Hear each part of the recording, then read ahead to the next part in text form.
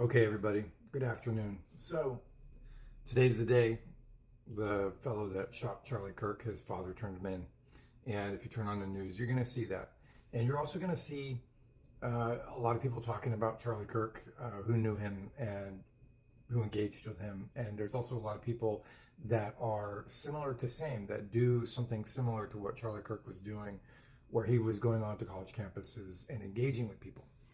And a couple days ago, I took some heat from some people on this platform over the fact that the way that I was describing Charlie Kirk, which is exactly, I believe, in my opinion, exactly the way that he was, which he was a person who was utilizing what most people know as speech and debate tactics, speech and debate practices to go on to college campuses to engage in speech and debate style back and forth exchanges. Essentially, doing what you do in speech and debate. And some people who were so kind of, I don't know what better word to describe it as other than toxic and kind of inappropriate and, in my opinion, wrong, were saying, no, that's not who he was. He wasn't just a speech and debate person and blah, blah, blah. And they were melting down over it.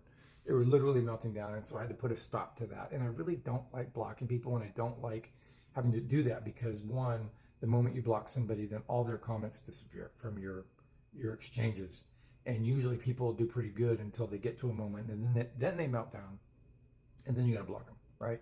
And so then some of the other videos now probably are missing context. I don't know. But I don't like having to block people because you should be able to self-regulate to the point where you could talk about things.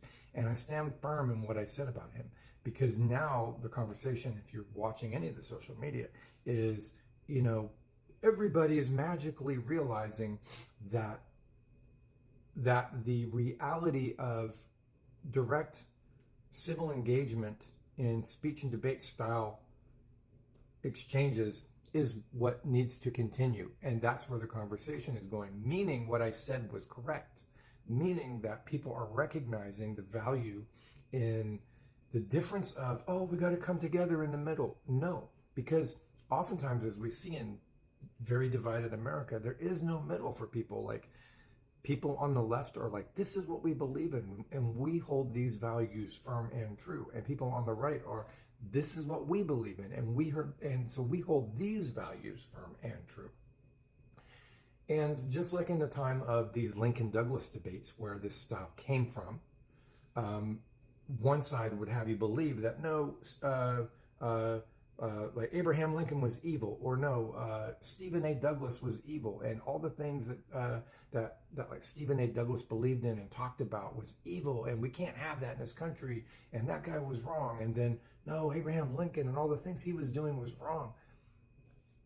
That kind of take and that kind of perception on this reality is so off base. I can't even begin to tell you that folks need to dial it down and calm themselves. And you need to realize that where there will be one person who, wants to show up and have an argument and say, debate me and prove me wrong, right? I stand by what I said 3-4 days ago, which is most people, because they didn't take speech and debate in high school or in middle school, high school, or in college, they didn't recognize Charlie Kirk for what he was and what he was doing. Like, it is shocking to me sometimes, when either I'm doing English mentoring, and some people are like, I don't even know what those 3 dots are called. It's an ellipsis. Oh, I've never heard that, right? Or now we all know what an M dash is. But imagine being an English writing tutor, which is what I've done for a long time, and people are like, grown-ups in their 30s, like, oh, I didn't know what that thing was called.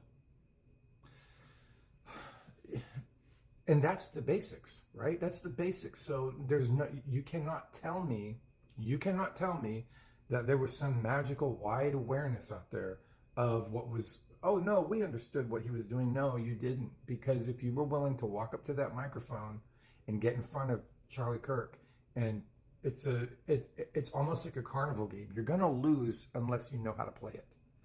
And people would get up to the mic, and you see all these people, they're so upset about it. They're getting dunked on and they're losing. Why? Because they don't know how to prepare themselves, and they don't, they were just regular folks that were basically stepping up, standing on a trapdoor. And then a lot of those people left aggrieved. And it apparently appears that the shooter was one of those people. Right. So if you don't know what it is and you get humiliated up there and then you walk away angry, right, then the failure is that you didn't know what was going on around you to begin with. And so, like I said a few days ago, this conversation needs to continue. There needs to be people who are willing to engage on both sides and have these conversations together and discuss these things reasonably. And you can still walk away in complete disagreement, but at least you both have a greater understanding. And then what happens? Only then, when you've got together and you've talked it through and you've ran the gas tank dry, right? And then you go away and time passes. And then you're like, okay, let's get back together and do it again. You do it a second time, and your brain is such a wonderful organ on both sides.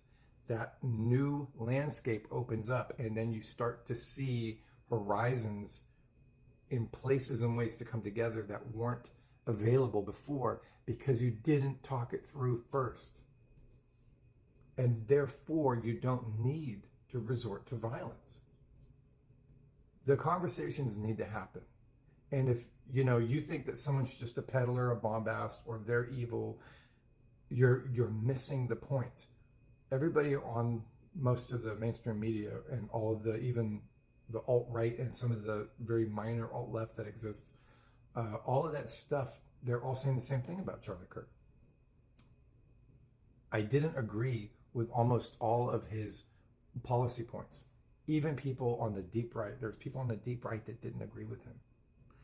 But they agreed with the process that he was putting forward for people to engage. Why? Because political apathy is at an all-time low. Voting is at an all-time low. Ignorance of politics and like civics is at an all-time low. Public discourse is at an all-time low. So how do you fix that? Speech and debate teacher tell you that's exactly how you fix it. So the dude wasn't wrong in his approach. And every person that comes from the right is not going to be someone like Charlie Kirk. That's why it needs to continue. And, you're either going to get it or you won't. You're either going to get it or you won't. But I wanted to say, and it looks like it's going to be 8.5 minutes, I wanted to say something about this because it was kind of painful to have to block people because they wanted to argue with me about what it was. I'm willing to debate all of the things and the topics back and forth all day long. I'm willing to do that. But what I'm not willing to debate is the ground that we're standing on. That's, when you're going to get into goalpost philosophy, I'm not interested in that because that's someone on the internet trolling, and they're trolling out of anger. And I got no time for that. Okay. All the best. I see you. Practice kindness. Choose life.